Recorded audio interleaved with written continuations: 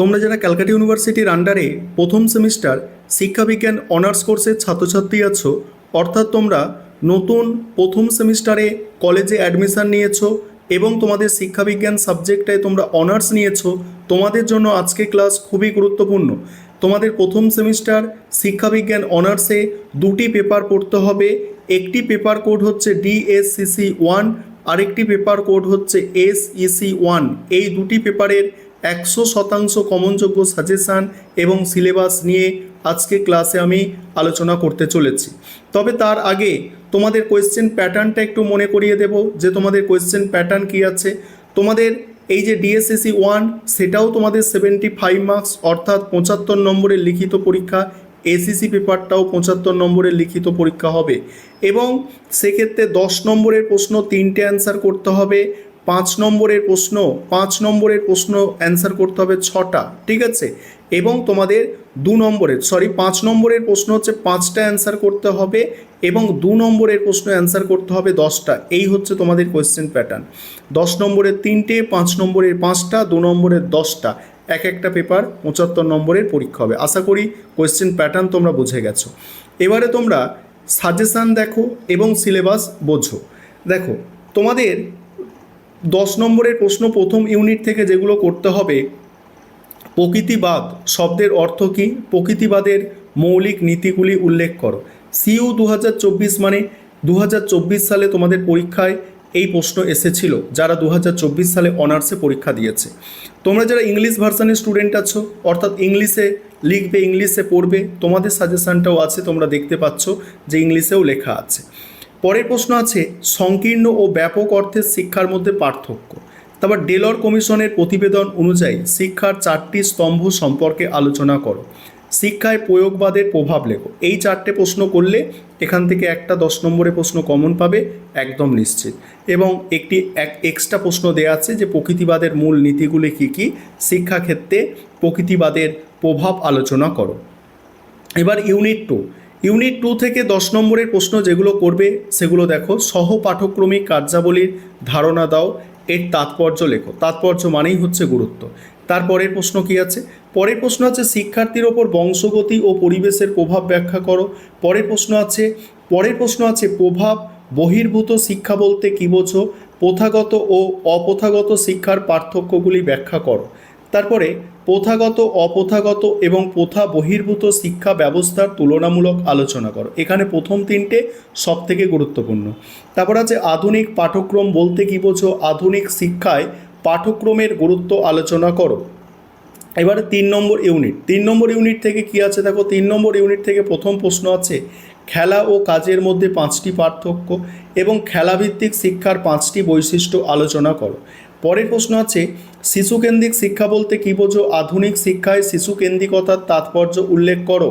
তারপরের প্রশ্ন, এটা ইউনিট 3 হচ্ছে। তারপরের প্রশ্ন আছে মন্তেশ্বরী শিক্ষা ব্যবস্থার প্রধান বৈশিষ্ট্যগুলি আলোচনা করো, এই পদ্ধতির অসুবিধাগুলি লেখো। পরের প্রশ্ন, শিক্ষায় প্রকল্প পদ্ধতির বৈশিষ্ট্যগুলি আলোচনা করো এবং এর সুবিধা অসুবিধাগুলি লেখো। তারপরে কিন্ডারগার্টেন ও মন্তেশ্বরী পদ্ধতির মধ্যে প্রভেদ আলোচনা করো, অর্থাৎ পার্থক্য আলোচনা করো। এবার 5 নম্বরের প্রশ্ন ইউনিট 1 থেকে দেখো সংখ্যা দর্শন অনুযায়ী তিনটি গুণের সংক্ষিপ্ত ব্যাখ্যা দাও। বৌদ্ধ দর্শনে অষ্টাঙ্গিক যোগ বলতে কী বোঝো, ডেলর কমিশনের মতে আধুনিক শিক্ষার স্তম্ভগুলি কী কী, বৌদ্ধ শিক্ষা দর্শনের তাৎপর্য, ডেলর কমিশনের সুপারিশ অনুসারে জানার জন্য শিক্ষার তাৎপর্য লেখো। তারপরে হচ্ছে শিক্ষাক্ষেত্রে প্রয়োগবাদের প্রভাব সংক্ষেপে আলোচনা করো। ডেলর কমিশনের প্রতিবেদন অনুযায়ী কর্মের জন্য শিক্ষা, এর ধারণা ব্যাখ্যা। এবার ইউনিট 2 থেকে 5 নম্বরের প্রশ্ন প্রথাগত ও প্রথা বহির্ভূত শিক্ষার পার্থক্য, আধুনিক পাঠ্যক্রমের 5টি বৈশিষ্ট্য, প্রথাগত শিক্ষার বৈশিষ্ট্যগুলি লেখো। শিশুর শিক্ষায় বিদ্যালয়ের ভূমিকা লেখো। শিশুর শিক্ষায় বংশগতি ও পরিবেশের ভূমিকা সংক্ষেপে লেখো।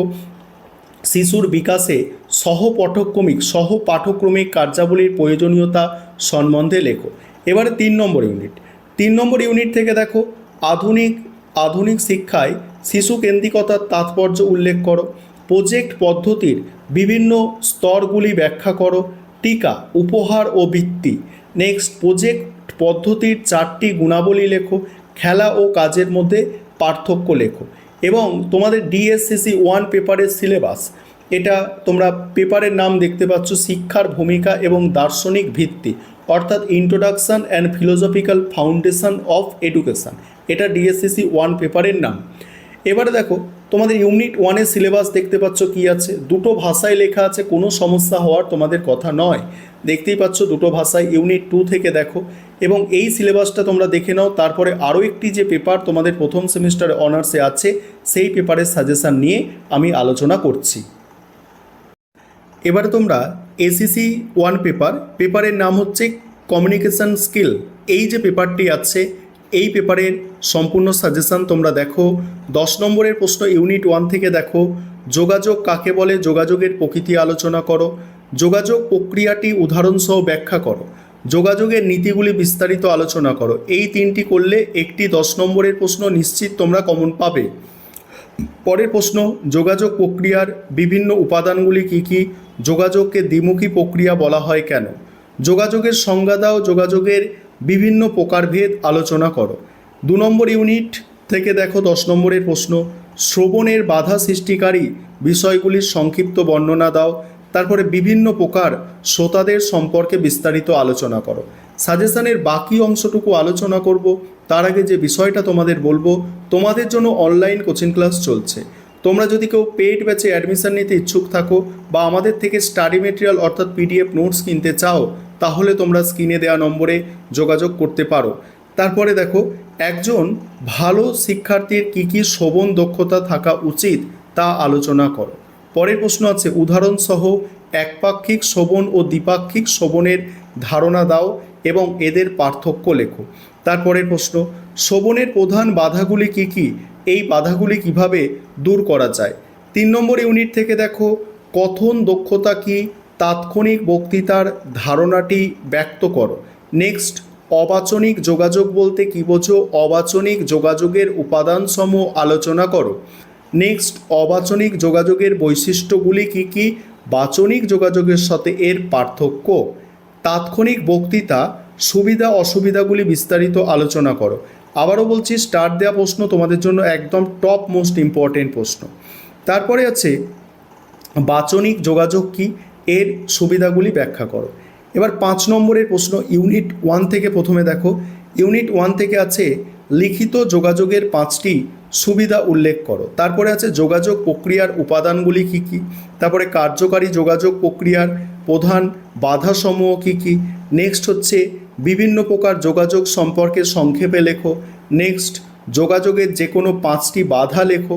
নেক্সট, যোগাযোগের যে কোনো 5টি নীতি আলোচনা করো। তারপর ইউনিট 2 থেকে আছে শ্রবণ দক্ষতার 5টি নীতি, উদাহরণসহ একপাক্ষিক শ্রবণ ও দ্বিপাক্ষিক শ্রবণের ধারণা দাও।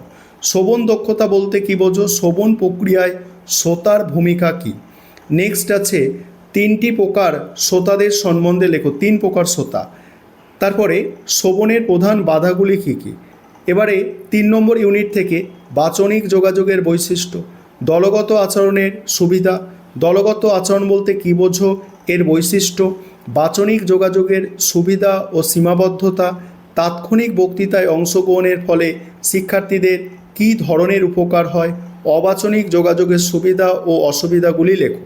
তারপর সিলেবাস তোমরা দেখে নাও। যোগাযোগ দক্ষতা অর্থাৎ কমিউনিকেশান স্কিলের সিলেবাস তোমরা দেখো। এখানেও তোমাদের টোটাল 3টে ইউনিট আছে।